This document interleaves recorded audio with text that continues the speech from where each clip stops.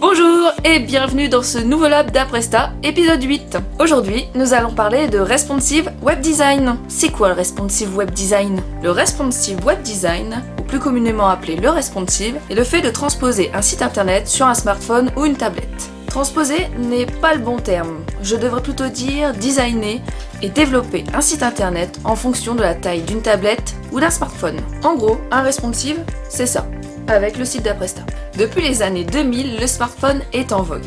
Il faut savoir que plus de 80% des internautes en possèdent un et plus de 50% des consommateurs utilisent celui-ci pour faire leurs courses, ce qui est énorme. Et plus on avance dans le temps et plus la fréquentation sur smartphone va évoluer. C'est pourquoi un responsive web design va permettre d'améliorer votre expérience utilisateur, l'expérience Mobinote.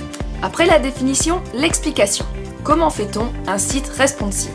Si vous avez déjà un site existant, vous pouvez demander à votre développeur de créer un responsive grâce à des media queries. Des media queries? Les media queries, ce sont tout simplement des lignes de code qui définissent les tailles des smartphones et des tablettes. Ces lignes de code se trouvent principalement dans votre feuille de style CSS. Elles peuvent se trouver dans une autre feuille de style appelée responsive.css. Mais n'oubliez pas de la linker. Venons-en aux faits. Parlons maintenant des tailles de responsive. Car oui, il y en a plusieurs. Nous pouvons en citer 3. Le smartphone, la tablette paysage et la tablette portrait. Je ne peux pas vous donner avec exactitude les largeurs des résolutions responsives, tout simplement parce qu'elles évoluent avec les nouvelles technologies. Je vous conseille de prendre des tailles globales et de les insérer dans des largeurs minimum et maximum. Ces media queries vont être interprétées et restituées par vos navigateurs. Mais il ne suffit pas de mettre simplement ces media queries. En effet, il faut que vous développiez votre style CSS.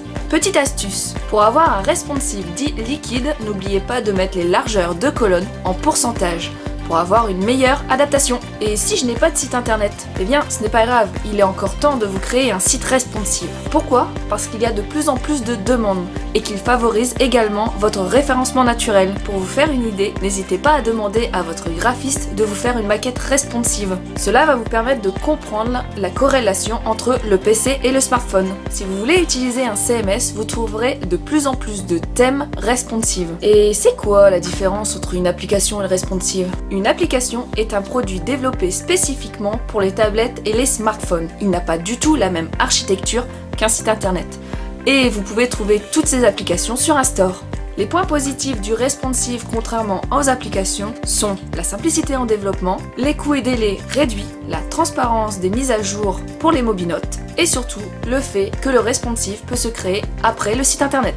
J'en ai fini avec le responsive, j'espère que vous avez tout compris. Je vous dis à bientôt et n'hésitez pas à nous liker et à vous abonner à notre chaîne.